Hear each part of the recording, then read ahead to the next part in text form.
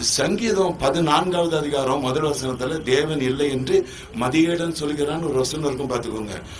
மனதில் குழம்புகிறவர்கள் சில நேரத்துல, ஒரு அவசரத்துல, ஒரு கஷ்டத்துல, ஒரு கவலையில கடவுள் எங்க இருக்கார்?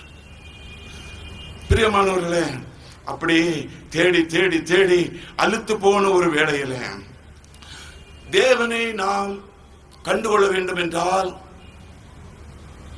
தேடி கண்டுபிடிப்பதை விட, ஓடி கண்டுபிடிப்பதை விட, ஒரு சாக்பீஸை வைத்து, மறுபடியும் சொல்றேன், தரையில ஒரு வட்டம் போட்டு அந்த வட்டத்துக்குள்ள முழங்கால நின்று இயேசுவேன்னு சொன்னா கண்டுபிடிச்சிடலாம்.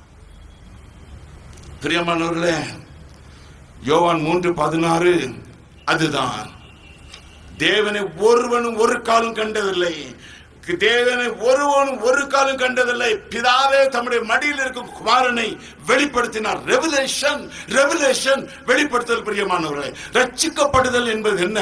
It's a revelation. நானாக என்னை ரட்சித்துக் கொள்ளவே முடியாது. பிரியமானவர்களே, 19 வயதிலே ஆண்டவராய் இயேசு கிறிஸ்துவை நான் ஏற்றுக்கொண்டேன். மனிதன் தன்னைத்தானே சரியாக்கி கொள்ள முடியாது. புது வருஷம் பிறக்கின்றது, ராத்திரி 12 மணிக்கே அந்த மணி அடிக்கின்றது. இந்த வருஷம் நான் கோபப்பட மாட்டேன், மனைவியை திட்ட மாட்டேன், பிள்ளைகளை அடிக்க மாட்டேன். 10 நாள் கடந்து போது போன வருஷத்தோட இந்த வருஷம் கோபம் ஜாஸ்தி. பிறந்த நாள் வருகின்றது, நம்ம எத்தனையோ புது புது காரியங்களை யோசிக்கிறோம். முடியவில்லை பிரியமானவர்களே, முடியவில்லை. எனக்கும் முடியாது, உங்களுக்கும் முடியாது, எந்த மனிதனுக்கும் முடியாது. அவனுடைய கேரக்டரை அவனே பில்டப் பண்ண முடியாது பிரியமானவர்களே. அதுக்கு ஒரு கிருபை வேண்டியது இருக்கின்றது, ஒரு வல்லமை வேண்டியது இருக்கின்றது, ஒரு சக்தி வேண்டியது இருக்கின்றது. அதுதான் சிலுவை பிரியமானவர்களே. அது கொடுக்கத்தான் கர்த்தராகிய இயேசு கிறிஸ்து இந்த உலகத்திற்கு வந்தார் என்பதை கூறுகின்றது.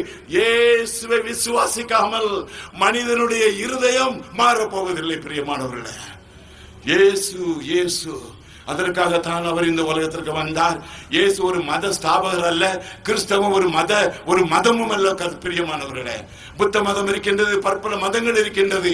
சரித்திரத்திலே அந்த மதங்களோடு சேர்த்து கிறிஸ்தவ மதம் கிறிஸ்து உருவாக்கினார் என்று சொல்கிறார்கள். தப்பு பிரியமானவர்களே. சரித்திரத்தை எழுதுவதற்கு ஒரு வாய்ப்பு கிடைத்ததுனாலே கிறிஸ்தவத்தை எழுத எந்த மனிதனுக்கு உரிமை கிடையாது பிரியமானவர்களே. கிறிஸ்தவம் ஒரு மதம் அல்ல, அது ஒரு அனுபவம், ஒரு பர்சனல் ரிலேஷன்ஷிப். கர்த்தரை இயேசுவில் கண்டுவிடுதல், இயேசுவில் ரட்சிப்பை கண்டுவிடுதல், என்ற இருதயத்திலே இயேசுவினுடைய அந்த வந்த ஒரு புண்ணியத்தை பெற்றுவிடுதல், என்னுடைய இருதயம் மாறிவிடுதல். பழையவன் போய்விட்டான், புதியவன் வந்து விட்டான், புது சிருஷ்டி.